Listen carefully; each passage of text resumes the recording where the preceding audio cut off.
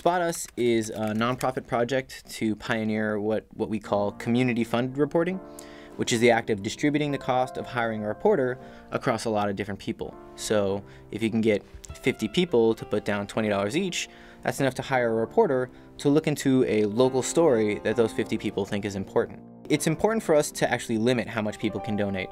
We require a group of people to donate.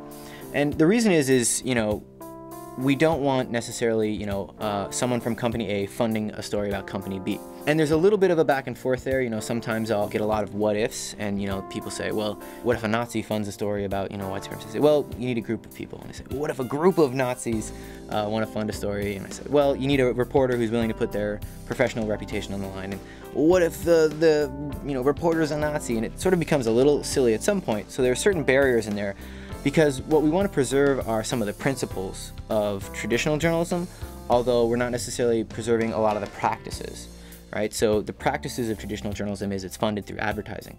We're not. But we do want to preserve the principle of editorial independence.